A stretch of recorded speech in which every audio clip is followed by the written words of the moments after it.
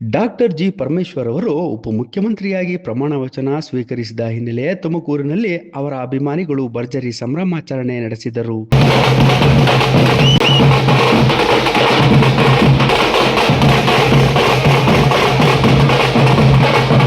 ಕೋಟೆ ಶ್ರೀ ಆಂಜನೇಯ ಸ್ವಾಮಿ ದೇವಸ್ಥಾನದಲ್ಲಿ ವಿಶೇಷ ಪೂಜೆ ಸಲ್ಲಿಸಿ 116 ತೆಂಗಿನಕಾಯಿ ಒಡೆದು ಹರಕೆ ತೀರಿಸಿದರು.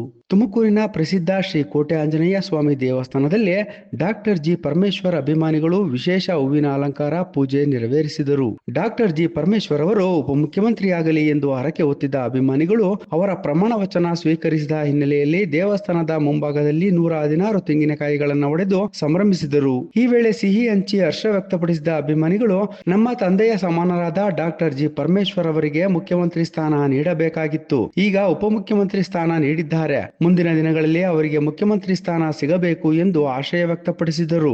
ನಮ್ಮ ರಾಜ್ಯದ ಉಪಮುಖ್ಯಮಂತ್ರಿಯಾಗಿ ಈಗಷ್ಟೇ ಅಧಿಕಾರ ಸ್ವೀಕರಿಸಿದಂತ ನಮ್ಮೆಲ್ಲರ ಅಚ್ಚುಮೆಚ್ಚಿನ ನಾಯಕರಾದಂಥ ನಮ್ಮ ತಂದೆ ಸ್ವರೂಪರಾದಂಥ ಸಮಾನರಾದಂಥ ಡಾಕ್ಟರ್ ಜಿ ಪರಮೇಶ್ವರ್ ಸಾಹೇಬರಿಗೆ ನಾವು ಅಧಿಕಾರ ತಂದಿದ್ದು ನಮಗೆಲ್ಲ ತುಂಬ ಸಂತೋಷ ಆಗಿದೆ.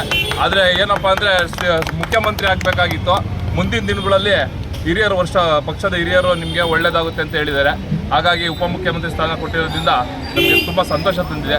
ಇನ್ನು ಮುಂದೆ ಆದರೂ ನಮ್ಮ ರಾಜ್ಯದಲ್ಲಿ ದಲಿತರಾದ ನಮ್ಮ ಡಾಕ್ಟರ್ ಪರಮೇಶ್ವರ್ ಸಾಹೇಬ್ರಿಗೆ ಮುಂದಾದರೆ 2028ರಲ್ಲಿ ಮುಖ್ಯಮಂತ್ರಿ ಸ್ಥಾನ ಕೊಡಬೇಕು ಅಂತ ಕೇಳ್ಕೊತೀವಿ. ಅವರು ಉಪಮುಖ್ಯಮಂತ್ರಿ ಆಗಿರೋ ಕಾರಣದಿಂದ ಇವತ್ತು ಕೋಟೆ ಆಂಜನೇಯ ಸ್ವಾಮಿ ದೇವಸ್ಥಾನದಲ್ಲಿ 116 ತೆಂಗಿನಕಾಯಿ ಅಂದರೆ ಅರ್ಕೆ ಹೊತ್ಕೊಂಡಿದ್ದು 116 ತೆಂಗಿನಕಾಯಿ ಹೊಡೆದು ಎಲ್ಲರಿಗೂ ಸ್ವೀಟ್ ಹಂಚಿ ಸಿಹಿ ಹಂಚಿ ಎಲ್ಲರಿಗೂ ಖುಷಿ ಮಾಡಿದ್ದು ಸಂತೋಷ ತಂದಿದೆ ಅಂತ ಹೇಳಕ್ಕೆ ನಾನು ಇಷ್ಟಪಡ್ತೀನಿ.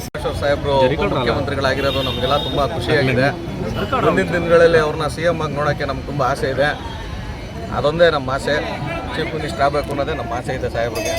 ಈ ಉಪಮುಖ್ಯಮಂತ್ರಿ ಆಗಿರೋದ್ರಿಂದ ನಾವು ಇವತ್ತೆಲ್ಲ ಆಂಜನೇಯ ದೇವಸ್ಥಾನ ಮುಂದೆ ಬಂದು ತೆಂಗಿನಕಾಯಿ ಹೊಡೆದು ಪೂಜೆ ಸಲ್ಲಿಸಿದ್ದೀವಿ. ಇದೆಲ್ಲ ನಮ್ಗೆ ಖುಷಿ ತಂದಿರೋ ವಿಚಾರ.